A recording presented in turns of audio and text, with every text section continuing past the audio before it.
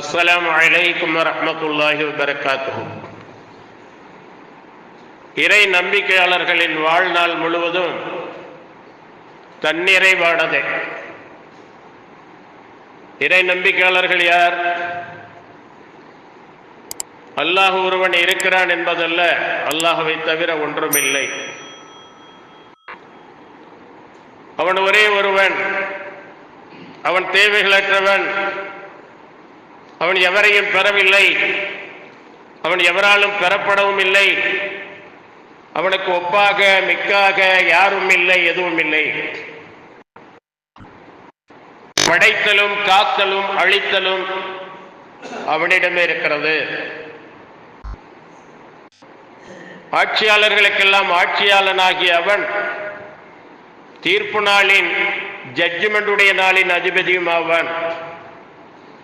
என்று அல்லாஹுவை கண்ணியப்படுத்த வேண்டிய முறையில, மதிக்க வேண்டிய முறையில அவனை நம்புவது, அவன் தன்னுடைய ஏவல்களுக்காக பவரால் ஒளியால் மிக பிரமாண்டமான படைப்புகளாக, பலம் பொருந்திய படைப்புகளாக 600 ரெக்கைகளுக்கும் மேல் உள்ள வானவர்களை படைத்திருக்கிறான் என்று நம்புவது. இறை தூதர்கள் மனிதர்கள் என்றாலும் அவர்களுக்கு அல்லாஹுடைய கண்காணிப்பிலே இறை செய்தி வருகிறது. இறை தூதர்களை அல்லாஹ் தேர்ந்தெடுத்தார், அவர்கள் இறைவனுடைய தூதர்கள் என்று நம்புவது. இறை தூதர்களுக்கு வழங்கப்பட்டது எவராலும் எழுதப்பட்டதல்ல, இயற்றப்பட்டதல்ல, இறைவனால் இறக்கி அருளப்பட்ட வேதம் என்று வேதங்களை நம்புவது. இன்ப துன்பம் எதுவென்றாலும் அல்லாஹுடைய கதிரிலே, கலா கதிரிலே, லவ்ஹுல் மஹ்ஃபூலிலே முன்னமே பதியப்பட்டது என்ற விதியை நம்புவது. ஆறாவதாக மரணத்திற்கு பிறகு வாழ்க்கை இருக்கிறது என்று உறுதியாக நம்புவது. இந்த 6 விஷயங்களையும் நம்பிய இறை நம்பிக்கையாளர்களுக்கு அவர்களுடைய வாழ்நாள் முழுவதும் தன்னிறைவானதாகத்தான் இருக்கும். அவர்கள் சோதனைகளை சந்திக்கலாம், பல பிரச்சனைகளை சந்திக்கலாம். எப்படி இருந்தாலும் அவர்களுடைய வாழ்க்கையை தன்னிறைவான வாழ்க்கையாகத்தான் அல்லாஹ் ஆக்கி வைத்திருக்கின்றார். ஏனென்றால் அவர்கள் மறுமையை உறுதியாக நம்பி இவ்வுலக வாழ்க்கையில அந்த மறுமைக்கான வெற்றிக்கான செயல்பாடுகளை செய்து வருகின்ற காரணத்தினால அவர்கள் தன்னிறைவு உடையவர்கள். நபி ஸல்லல்லாஹு அலைஹி வஸல்லம் அவர்கள் கூறுகிறார்கள், நபி ஸல்லல்லாஹு அலைஹி வஸல்லம் அவர்களிடம் பசிக்கு உணவும் செலவுக்கு பணமும் அன்சாரி தோழர்கள் கேட்டார்கள். அவர்களுக்கு அல்லாஹ்வின் தூதர் ஸல்லல்லாஹு அலைஹி வஸல்லம் அவர்கள் கொடுத்தார்கள். பிறகு மீண்டும் மீண்டும் அவர்கள் கேட்டபோதும் அல்லாஹ்வின் தூதர் கொடுத்து கொண்டே இருந்தார்கள். இறுதியாக அல்லாஹ்வின் தூதர் ஸல்லல்லாஹு அலைஹி வஸல்லம் அவர்களிடம் இருந்த அனைத்தையும் கொடுத்து தீர்ந்து விட்ட போது, என்னிடத்திலே உள்ள எந்த செல்வத்தையும் உங்களுக்கு வழங்காமல் நான் சேமித்து வைக்கப் போவதில்லை. இருப்பினும் யார் சுயமரியாதையோடு நடந்து கொள்கிறாரோ அவரை அல்லாஹ் சுயமரியாதையுடன் தன்மானத்துடன் வாழச் செய்வான். யார் பிறரிடம் தேவையாகாமல் தன்னிறைவுடன் இருக்கின்றாரோ அவரை அல்லாஹ் தன்னிறைவு உள்ளவராக ஆக்குவான். யார் இன்னல்களை, துன்பங்களை சகித்துக் கொள்கிறாரோ, பொறுத்துக் கொள்கிறாரோ அவருக்கு அல்லாஹ் மேலும் சகிப்புத்தன்மையை, பொறுமையை வழங்குவான். பொறுமையை காட்டிலும் மேலான விசாலமானது ஒரு அருட்கொடை வேறு எதுவும் எவருக்கும் வழங்கப்படுவதில்லை என்று நபி ஸல்லல்லாஹு அலைஹி வஸல்லம் அவர்கள் கூறினார். அன்பானவர்களே, கண்ணியத்திற்குரியவர்களே, இந்த தன்னிறைவான வாழ்க்கை, அந்த வாழ்க்கையை நாம் வாழ்வதற்கு 2 விஷயங்களை நபி ஸல்லல்லாஹு அலைஹி வஸல்லம் அவர்கள் கற்றுத்தந்திருக்கின்றார். ஒன்று, அல்லாஹ்விடம் துஆ செய்வது. அல்லாஹ் என்னை தன்னிறைவுடன் வாழச் செய், போதும் என்ற மனதை எனக்கு தா, நீ தந்ததை கொண்டு திருப்தி அடையக்கூடியவனாக என்னை ஆக்கிவை உன்னுடைய நியமத்துகளுக்கு நன்றி செலுத்தக்கூடியவனாக ஆக்கிவை. ஏனென்றால் இறை நம்பிக்கையாளர்களாக இல்லாமல் இருக்கக்கூடிய ஆதமுடைய மக்கள், அவருக்கு ஒரு பள்ளத்தாக்கு நிறைய தங்கமாக இருக்கிறது, கிலோ கணக்கல்ல, டன் கணக்கல்ல, அதுக்கெல்லாம் மேல ஒரு பள்ளத்தாக்கு நிறைய தங்கமாக இருக்கிறது. அவர் என்ன நினைப்பாரா? இன்னொன்று இருந்தா தேவையில்லையே, ஒண்ணுதானே இருக்கு. அப்ப என்ன சொல்றாங்க? ஆதமின் மகனுக்கு, மனிதனுக்கு 2 ஓடைகள் நிரம்ப தங்கம் இருந்தாலும் செல்வம் இருந்தாலும் 3வது ஒரு ஓடையை அவன் தேடுவான். மனிதனின் வாயை சவக்குழி மண்ணை தவிர வேற எதுவும் நிரப்பாது. இப்ப மனித மனம் மேலும் மேலும் மேலும் என்றே ஆசைப்படக்கூடியதாக இருக்கிறது. இறை நம்பிக்கையாளர்களை பொறுத்தவரை இந்த நிலை முற்றிலுமாக மாறுபடுகிறது. அதனால் நாம் அல்லாஹ் கொடுத்ததை கொண்டு திருப்தி அடையக்கூடியவர்களாக, தன்னிறைவோடு வாழக்கூடியவர்களாக இருக்க வேண்டும். ஸல்லல்லாஹு அலைஹி வஸல்லம் அவர்கள் இந்த துஆவை ஓதியதாக அப்துல்லாஹ் பின் மஸ்ஊத் ரலியல்லாஹு அன்ஹு அவர்கள் கூறுகிறார்கள், அல்லாஹும்ம இன்னி அஸ்அலுக்கல் ஹுதா வத்துகா வல் அஃபாஃப வல் கினா என்று பிரார்த்தித்து வந்தார். இதனுடைய பொருள், இறைவா, உன்னிடம் நான் நேர் வழியை கேட்கின்றேன்.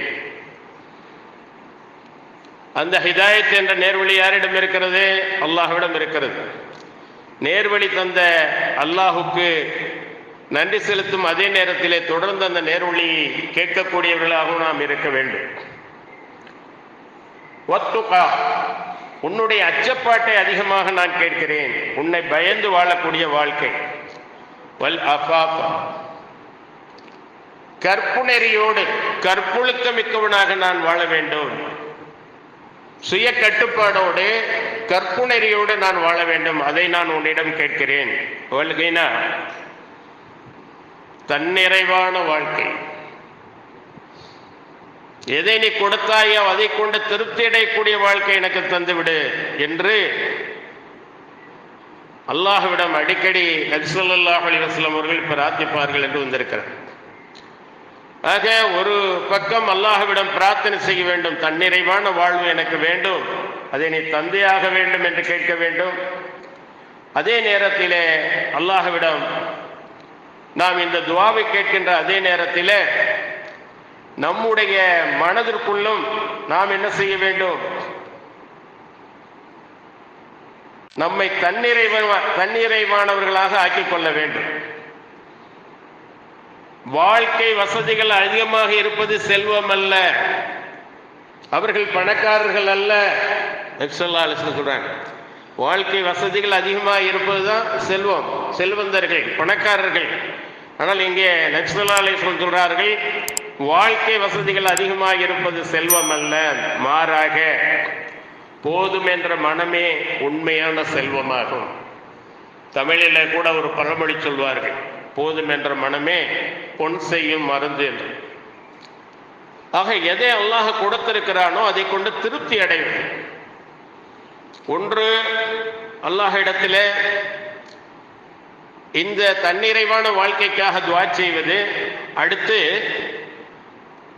நமக்கு மேலுள்ளவர்களை பார்க்காமல் கீழுள்ளவர்களை பார்ப்போம்.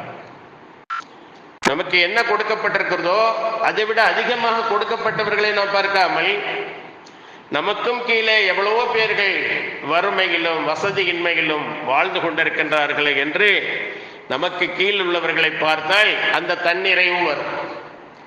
அல்லாஹ் கொடுத்த நியமத்துகளுக்கு நன்றி செலுத்தக்கூடிய பாக்கியத்தை அல்லாஹ் நமக்கு தருவான். ஆனால் ஒரு விஷயத்திலே மேலுள்ளவர்களை பார்க்கலாம். ஒரு நல்ல முறையில் ஒருவர் இபாதத் செய்கிறார், மார்க்க கடமைகளை கண்ணும் கருத்துமாக நிறைவேற்றுகிறார், அல்லாஹுடைய கட்டளையை அப்படியே செயல்படுத்துகிறார், ஹராம் ஹலாலை பேணுகிறார், அல்லாஹும் அல்லாஹ்வுடைய தூதரும் எவ்வாறு வாழச் சொன்னார்களோ அப்படிப்பட்ட வாழ்க்கையை அவர் வாழும்போது அவரை போல் நாமும் நடக்க வேண்டும், நம்முடைய இபாதத்துகளை நம்முடைய செயல்பாடுகளையும் அமைத்துக் கொள்ள வேண்டும் என்று நமக்கு மேலுள்ளவர்களான அவர்களை பார்த்து நாம் என்ன செய்யலாம்? அதற்காக முயற்சி செய்யலாம். ஆக ரெண்டு விஷயங்கள். ஒன்று, அல்லாஹ்விடம் தன்னிறைவை கேட்பது. இரண்டாவது, நமக்கு கீழ் உள்ளவர்களை பார்த்து நாம் அல்லாஹுக்கு நன்றி செலுத்தி தன்னிறைவோடு வாழ்வோம். அல்லாஹ் சுப்ஹானஹு வ தஆலா சஹாபாக்களை பற்றி சொல்லும்போது சொல்கிறான், பூமியில் நடமாடி தம் வாழ்க்கை தேவைகளை நிறைவேற்ற எதுவும் செய்ய முடியாத அளவுக்கு அல்லாஹ்வின் பாதையில் தங்களை அர்ப்பணித்துக் கொண்டவர்களுக்குத்தான் உங்களுடைய தான தர்மங்கள் உரியவையாகும். பிறரிடம் யாசிக்காத, பிறரிடம் கேட்காத அவர்களுடைய பேணுதலை கண்டு, அந்த தன்னிறைவை கண்டு அறியாதவர்கள்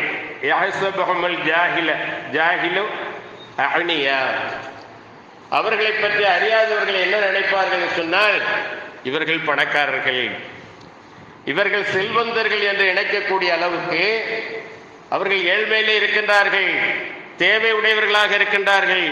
ஆனால் அவர்களுடைய சுயமரியாதை அல்லாஹ் கொடுத்ததை கொண்டு திருப்தி அடைந்து, கொடுத்தது குறைவானது, வாழ்க்கை தேவைகளுக்கு போதாது, இருப்பினும் அவர்கள் தன்னிறைவோடு வாழ்ந்தார்கள். அதைத்தான் அல்லாஹ் சொல்லி காட்டுகிறான். அவர்களுடைய பேணுதலை கண்டு, சுயமரியாதை கண்டு அறியாதவன் அவர்களை செல்வந்தர்கள் என்று எண்ணிக்கொள்கிறான். அவர்களுடைய சில அடையாளங்களால் அவர்களை நீங்கள் அறிந்து கொள்ளலாம் என்று அல்லாஹ் சொல்வதோடு, மனிதர்களிடம் வருந்தி வற்புறுத்தி எதையும் அவர்கள் கேட்க மாட்டார்கள். இத்தகையோருக்காக நல்லது என்றும் நீங்கள் எதை செலவு செய்தாலும் அதை நிச்சயமாக அல்லாஹ் நன்கறிவான் என்று. ஆக தன்னிறைவான வாழ்க்கை என்பது எல்லோருக்கும் கிடைத்து விடாது. நபி ஸல்லல்லாஹு அலைஹி வஸல்லம் அவர்கள் அந்த தன்னிறைவான வாழ்க்கையை வாழ்ந்தார்கள். அவர்களுக்கு கொடுக்கப்பட்டது உலக செல்வங்கள் மிக சொற்பம். அவர்கள் எண்ணி இருந்தால் ஏராளமான வசதி வாய்ப்புகளை அவர்கள் அடைந்திருக்க முடியும். ஆனால் ஏழ்மையிலே எளிமையாக வாழ்ந்தார்கள். அந்த அருளை, அவர்களுக்கு கொடுக்கப்பட்ட அருளை அல்லாஹ், உன்னுடைய அருள் என்னிலிருந்தும் நீங்குவதிலிருந்து உன்னிடம் பாதுகாப்பு தேடுகிறேன் என்று சொன்னார். ஆக எவ்வளவு இருக்கின்றதோ அல்லாஹ் தந்தது நிறைய இருந்தாலும் நீங்கள் மேலும் முயற்சி செய்யலாம். மேலும் நீங்கள் இவ்வளவு தந்துட்டாங்கல்ல, போதும், இதற்கு மேல் வேண்டாம் அல்ல, அதல்ல, மன நிறைவு. நீங்கள் எப்பொழுதும் செய்யக்கூடிய தொழில்களை, வியாபாரங்களை செய்து இன்னும் பொருள் ஈட்டுவதற்கு தாராளமாக அல்லாஹ் வாய்ப்பு வழங்குகிறான். ஆனால் அதே நேரத்தில் செல்வம் செல்வம் செல்வம் என்றால் கடைசியாக அல்ஹாக்கும் முத்தகாசும் ஹத்தா ஜுர்துமுல் மகாபிர், பொருள்களை தேடும் பேராசை உங்களை என்ன செய்து விட்டது? அல்லாஹ்வை விட்டு பராக்காக்கி விட்டது. இதுவரை நீங்கள் கபரை, சவக்குழியை, மண்ணறையை சந்திக்கும் வரை இதே நிலையிலே இருந்துவிட்டு இப்பொழுது மண்ணறைக்கு வந்த பிறகு நீங்கள் ஆஹா இப்படி இருந்து விட்டோமே என்று கை செய்தப்படுவீர்கள். ஆகவே அன்பானவர்களை, கண்ணியத்திற்குரியவர்களே, இந்த தன்னிறைவு போதும் என்ற அந்த மனம் இருக்கிறதே, அது மிகப்பெரிய ஒரு வாழ்க்கையுடைய ஒரு மிகப்பெரிய வாழ்க்கை நமக்கு கிடைக்கிறது என்று சொன்னால் அந்த மன நிறைவு தன்னிறைவுல தான் இருக்கிறது. அல்லாஹ் சுப்ஹானஹு வ தஆலா திருமறை குர்ஆனிலே கூறுகின்றான், மன் அமில ஸாலிஹன் மின் ஸகரின் அவ் உன்ஸா வஹுவ முஃமினுன்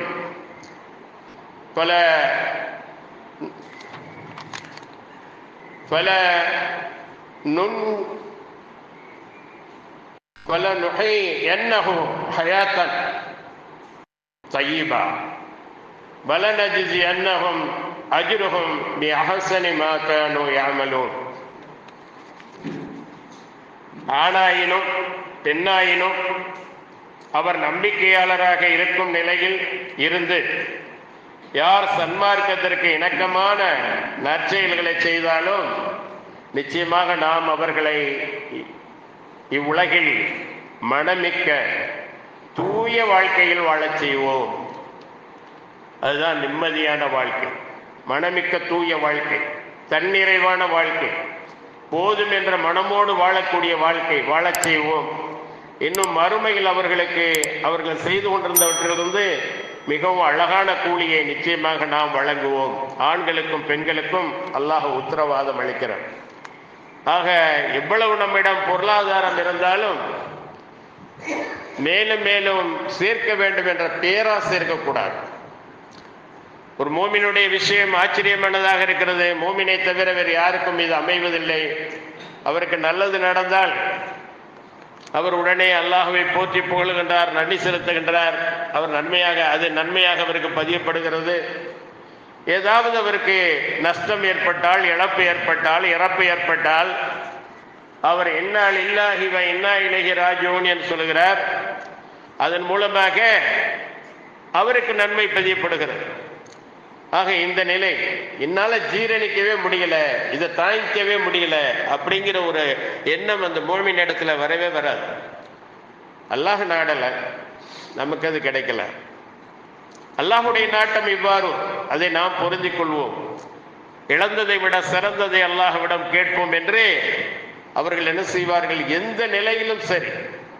சில பேர்கள் இழப்புகளை, தோல்விகளை தாங்க முடியாமல் தற்கொலை வரையிலும் செல்கிறார்களே. ஏன்? அவர்களிடத்திலே மனதிலே நிம்மதி இல்லை, தன்னிறைவு இல்லை, எதையும் ஒரு துச்சமாக கருதக்கூடிய நிலை இல்லை.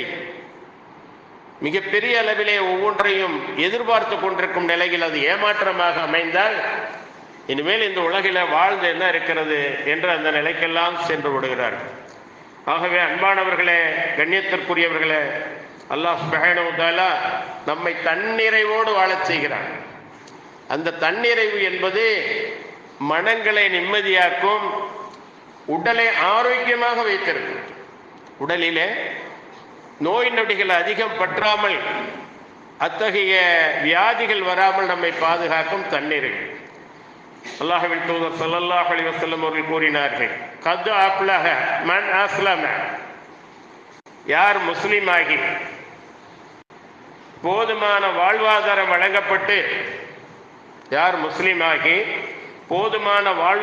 வழங்கப்பட்டு அல்லாஹ் வழங்கியதை போதும் என கருதினாரோ, அல்ஹம்துலில்லாஹ் என்று கூறினாரோ, அவர் வாழ்க்கையில் வெற்றி பெற்று விட்டார்.